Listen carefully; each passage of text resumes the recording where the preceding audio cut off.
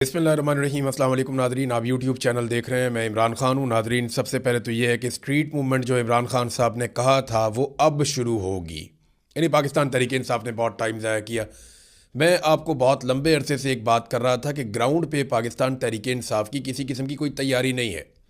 बेशक इनके पास बहुत ज़्यादा सपोर्ट है पब्लिक की, लोग अभी ये इलेक्शन करवा दें तो इनको बहुत ज़्यादा वोट पड़ जाएंगे, लेकिन तहरीक चलाने के लिए ग्राउंड पे जो तैयारी होती है वो पाकिस्तान तहरीक इंसाफ ने नहीं की। देखिए ना, इस वक्त जो निज़ाम है वो बहुत ताकतवर है, उनके हाथ में बंदूक है और वो हर तरह की बेशर्मी पे तुले हुए हैं। यानी वो इंसानों को गोलियां भी मार सकते हैं, उन्होंने मारी भी हैं। तो ऐसे में आप एक हुजूम के ज़रिए से या थोड़े बहुत लोगों के ज़रिए से आप इनका किबला ठीक नहीं कर सकते। आपको बहुत बड़ी तादाद में नौजवान चाहिए होंगे, और वो नौजवान जो ऑर्गेनाइज हों, जिन्हें पता हो कि उन्होंने क्या करना है और किस तरीके से पुरअमन रहते हुए पाकिस्तान को बचाते हुए उन्होंने इन ज़ालिमों से निजात हासिल करनी है। तो इसके लिए पूरा एक साइंटिफिक तरीक़ाकार होना चाहिए था, जो अभी तक अडॉप्ट नहीं किया गया। हाँ, ये ज़रूर हुआ कि कुछ विजुअल्स बनते रहे। सुहेल अफरीदी साहब गाड़ी पे चढ़ जाते थे, उनके साथ और नौजवान चढ़ जाते थे, एक मोमेंटम बनता था, ये जहाँ जाते थे। अभी भी सुहेल अफरीदी किसी भी शहर में चले जाएँ, 10-20 हज़ार बंदा निकल आएगा, हो सकता है इससे ज़्यादा भी निकल आए। तो हज़ारों बंदे तो निकल ही आते हैं जहाँ पे भी जाते हैं आप। पॉलिटिकल फिगर है, इमरान खान ने वज़ीर आला बनाया, पाकिस्तान तहरीक इंसाफ मकबूल है। जिस बाज़ार से आप गुजरेंगे, जिस शाहराह से आप गुजरेंगे, लोग तो आ जाएंगे। लेकिन क्या वो एक मुनज़्ज़म ऐसी फ़ोर्स है जो जिसको आप जो कहें वो उस हद तक जाए और इमरान खान की रिहाई के लिए कोशिश करे? तो अब इन्होंने एक्चुअली जो स्ट्रीट मूवमेंट है उसका आगाज़ कर दिया है। लेकिन इससे पहले मैं आपको ये बताऊं कि रमज़ान शुरू हो गया और पाकिस्तान तहरीक इंसाफ ने जो धरने दिए थे वो धरने उनकी क़यादत ने ख़त्म कर दिए। तहरीक तहफ़्फ़ुज़ आईन पाकिस्तान ने ख़ुद ऐलान किया कि जनाब रमज़ान शुरू हो रहा है और हमने धरने जो है वो अपने ख़त्म कर रहे हैं। ये इनको ख़त्म करने ही पड़ने थे, इससे इन्हें कुछ भी हासिल नहीं हुआ। मैं आपको बिल्कुल साफ बता रहा हूँ कि इस्लामाबाद में जो 3 धरने दिए गए, इन तीनों धरनों की औकात टके की नहीं थी और हुकूमत को इनसे किसी किस्म का कोई दबाव नहीं पड़ा। हुकूमत ने इनकी तरफ तवज्जो भी नहीं दी, ना मीडिया ने इनको ज़्यादा डिस्कस किया, ना सोशल मीडिया ने, कुछ भी नहीं किया। इन्होंने, इन धरनों ने कुछ हासिल नहीं किया। वजह यह थी कि आप रेड जोन के अंदर 3 इमारतों के अंदर बैठ जाएं और आपको लगे कि जनाब आप बड़ा इनकलाब लेकर आ रहे हैं और आपका मुतालबा हो इमरान खान का इलाज करवाने का, और वो शख्स जिसकी डायरेक्ट लड़ाई फील्ड मार्शल आसिम मुनीर से है। तो ऐसे तो नहीं होगा ना, आपको तो दबाव बनाना पड़ेगा। आगे वह ग्राउंड के ऊपर था कुछ नहीं, जहाँ पे भी लोग बैठे, चंद हज़ार लोग बैठे। यानी मेरी दानिश में अभी तक 10,000 का जुलूस तो किसी जगह पे भी इकट्ठा नहीं हुआ। हाँ, ये ज़रूर है कि छोटे मोटे लोगों ने इलाके बंद किए, सड़कें बंद की, पंजाब में एक्टिविटी हुई, लेकिन इतनी ज़्यादा नहीं हुई। पंजाब पूरा चलता ही रहा। यानी अगर मैं कहूँ 90% चलता रहा है तो ये गलत बात नहीं होगी, और दूसरी तरफ 90% इमरान खान की मकबूलियत है तो ये भी गलत बात नहीं है। तो अगर ये एक सच है कि इमरान खान बहुत ज़्यादा मकबूल है, तो दूसरा सच ये है कि ग्राउंड पे पाकिस्तान तहरीक इंसाफ की इमरान खान को निकालने के लिए अब तक कोई तैयारी नहीं है। तो ये धरना ख़त्म करना ही था। इससे जो है वो कोई पोजीशन मजबूत नहीं हुई बल्कि कमज़ोर हुई अपोजिशन की। ये बात तो बड़ी क्लियर है। अब इमरान खान रिहाई फोर्स बनाने का ऐलान किया सुहेल अफरीदी ने। ये क्या है, मैंने इसके बारे में इंफॉर्मेशन इकट्ठी की है, मैं आपके साथ शेयर कर देता हूँ। ये है जी असल काम जिसकी तरफ अब ये आए, और ये करने क्या जा रहे हैं मैं आपको बताता हूँ। ये खैबर पख्तूनख्वा से इसका आगाज़ करेंगे, इमरान खान रिहाई फोर्स, और इसको सोशल मीडिया के ऊपर भी उठाया जाएगा, और इसकी पूरी प्रोजेक्शन करने के बाद बाकायदा इसके फॉर्म छप जाएंगे और इसके कार्ड्स बन जाएंगे। और खैबर पख्तूनख्वा में हज़ारों जगहों के ऊपर ये टेबल्स लग जाएंगी, गलियों में, मोहल्लों में, इलाकों में, यूनिवर्सिटीज़ में, कॉलेजेस में, अस्पतालों में, जहाँ जहाँ कहीं नौजवानों का आना जाना है, हर जगह पे ये एक्सेस दी जाएगी।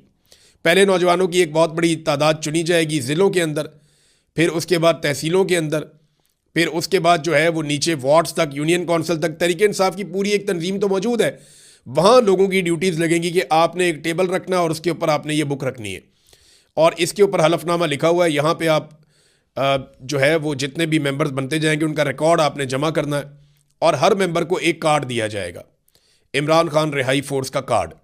ये कार्ड उस मेंबर के पास रहेगा और उस मेंबर का पूरा रिकॉर्ड जो है वो पाकिस्तान तहरीक इंसाफ के पास रहेगा। हर मेंबर को ये पता होगा उसकी ड्यूटी क्या है, और रोज़ाना की बुनियाद पे पाकिस्तान तहरीक इंसाफ ये अनाउंस करेगी कि आज हमारे जो मेंबर्स हैं उनकी तादाद इतनी हो गई है। इमरान खान रिहाई फोर्स जो है इसकी तादाद फ़र्ज़ करें आज 22,000 है, कल 30,000 है, परसों 45,000 है, उसके बाद 1 लाख है, 1.5 लाख है, 2 लाख है। वो जितनी तादाद बढ़ती जाएगी वो साथ साथ अनाउंस करते जाएंगे, और ना सिर्फ अनाउंस करते जाएंगे बल्कि इन नौजवानों को ये सोशल मीडिया के साथ भी जोड़ेंगे। ये जितने नौजवान इमरान खान रिहाई फोर्स का हिस्सा बनेंगे, इन सबको सोशल मीडिया के साथ भी जोड़ा जाएगा। पाकिस्तान तहरीक इंसाफ के तमाम विंग, चाहे वो वकला विंग है, चाहे वो ख़वातीन का विंग है, चाहे वो यूथ विंग है, चाहे वो ISF है, वो जितनी भी तंजीमें हैं पाकिस्तान तहरीक इंसाफ की, वो तमाम तंजीमें जितने नौजवान हैं वो इसके अंदर मेंबरशिप ले सकेंगे। और ये तंजीम चलेगी इमरान खान साहब की रिहाई के दिन तक। जिस दिन इमरान खान रिहा होंगे वो इस तंजीम का शुक्रिया अदा करेंगे और ये तंजीम तहलील हो जाएगी।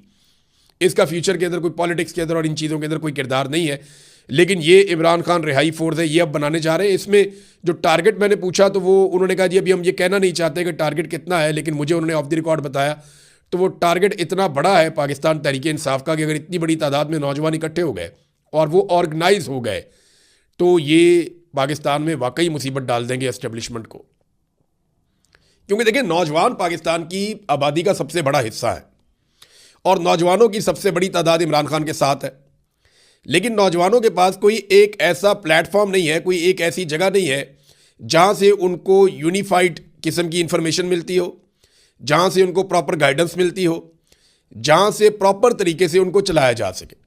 अलग अलग तंजीमें पाकिस्तान तहरीक इंसाफ में मौजूद हैं, लेकिन रिहाई फोर्स के अंदर तमाम तंजीमों को इकट्ठा किया जाएगा और एक इकट्ठी कोशिश की जाएगी।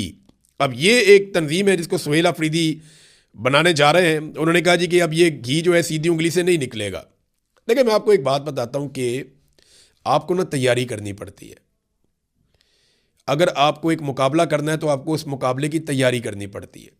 आप इस बुनियाद पे कि क्राउड मेरे साथ है, आप मैदान में उतर जाएं तो आपको मार पड़ेगी ना। आपको उसकी तैयारी करनी पड़ती है, पहले 2 माह, 4 माह, 6 माह आप अपने आप को तैयार करते हैं उस मुकाबले के लिए, मुखालिफ हरीफ के मुकाबले के लिए आप अपने आप को मजबूत करते हैं। पाकिस्तान तहरीक इंसाफ ने क्राउड पे भरोसा किया। पाकिस्तान तहरीक इंसाफ ने कहा जी क्राउड हमारे साथ है, होम ग्राउंड है, लोग हमसे बहुत प्यार करते हैं, हम जीत जाएंगे। लेकिन उनकी इस खेल में उतरने की तैयारी नहीं थी। अब वो तैयारी के लिए जा रहे हैं। ये है असल चीज़।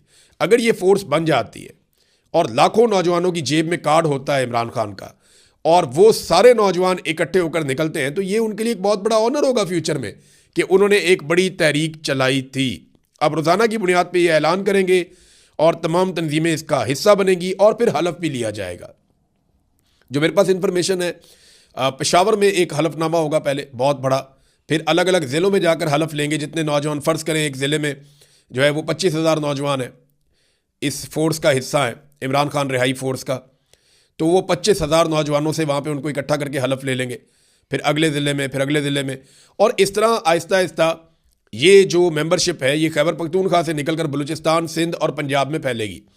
और ये 1 डेढ़ 2 माह की बात है मैक्सिमम। अगर ये 2 माह लग के तैयारी कर लें और मेंबरशिप करें और डाटा इकट्ठा करें तो मेरे ख्याल में ये लाखों नौजवानों को इसके साथ जोड़ सकते हैं और ये चीज़ पाकिस्तान की एस्टेब्लिशमेंट के लिए मुसीबत डालेगी। लेकिन ना, इमरान खान साहब इंतज़ार कर रहे हैं और वो ये फैसला कर चुके हैं। इमरान खान ने अभी तक जितनी भी प्रेडिक्शंस की हैं वो सारी ठीक साबित हुई। उन्होंने पहले बताया था कि मुझे जेल में डालेंगे, डाला। उन्होंने कहा नवाज शरीफ डील करके वापस आएगा, वापस आया। उन्होंने कहा केस ख़त्म होंगे, केस ख़त्म हुए। इमरान खान ने कहा कि ये इलेक्शन में धांधली करेंगे लेकिन मैं जीत जाऊंगा, और वो जीत गया। इमरान खान ने जो जो बात की वो बात वैसे ही साबित हुई, लेकिन मिलिट्री एस्टेब्लिशमेंट ने सारा कुछ कंट्रोल कर दिया। फाइनली इमरान खान साहब ने 2 चीज़ें कही हुई हैं कि ये मुझे आहिस्ता आहिस्ता मार देंगे। ये इमरान खान ने अपनी बहन को कहा कि ये आहिस्ता आहिस्ता मुझे मार देंगे।